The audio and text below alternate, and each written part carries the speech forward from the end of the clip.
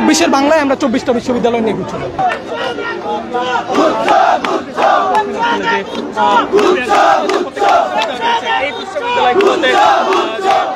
চাই যে এর বিগত বছরগুলোতে ইউজিসি যেটা করছিল যে ইউজিসির কথা তোয়াক্কা না করে যখন বিশ্ববিদ্যালয়গুলো বের হয়ে যাচ্ছিল তখন ইউজিসি রাষ্ট্রপতি মহামান্য রাষ্ট্রপতি স্যারকে দিয়ে একটা নির্দেশ দেওয়া হয়েছিল যেন সবগুলো বিশ্ববিদ্যালয়ে গুচ্ছ প্রক্রিয়ার মধ্যে থাকে। আমরা চাই পূর্ববর্তী বছরগুলোর মতো যেন এই বছরও মহামান্য রাষ্ট্রপতি থেকে একটা নির্দেশ আসে যে প্রত্যেকটা বিশ্ববিদ্যালয় যে 24টা বিশ্ববিদ্যালয় আছে গুচ্ছের 24টা বিশ্ববিদ্যালয়কে গুচ্ছের মধ্যে থাকতে হবে। এবং আমরা জানি যে তিনি মহামান্য রাষ্ট্রপতি স্যার 24টা বিশ্ববিদ্যালয়ের চ্যান্সেলর, স্যারের আদেশ মানতে প্রত্যেকটা বিশ্ববিদ্যালয় বাধ্য।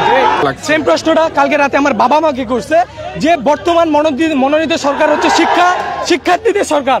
তো বাবা, শিক্ষার্থীদের সরকার ক্ষমতায় থাকার পরে গুচ্ছের মতো একটা শিক্ষার্থী বান্ধব প্রক্রিয়াকে বহাল রাখার জন্য কেন তোমাকে কালকে লং মার্চ টু ইউজিসি কর্মসূচিতে যেতে হবে?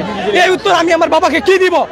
আমি আমার বাবাকে কি উত্তর দিব যে সরকারকে আমরা মনোনীত করছি সেই সরকারকে গুচ্ছের মতো একটা শিক্ষার্থী বান্ধব প্রক্রিয়া বহাল রাখার জন্য আমাকে আজকে মাঠে আসে লং মার্চ টু ইউজিসি কর্মসূচি দেওয়া হচ্ছে, যেখানে বাংলাদেশের প্রত্যেক প্রান্ত থেকে স্টুডেন্ট আসছে।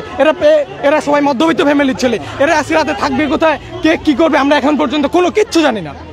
আমরা এই সংকটের অ্যাজ সুন অ্যাজ পসিবল নিরসন চাই এবং 24টা বিশ্ববিদ্যালয় মিলে গুচ্ছ চাই। কোনো 17, 21, 19 আমরা কিচ্ছু জানি না। 24 মানে 24।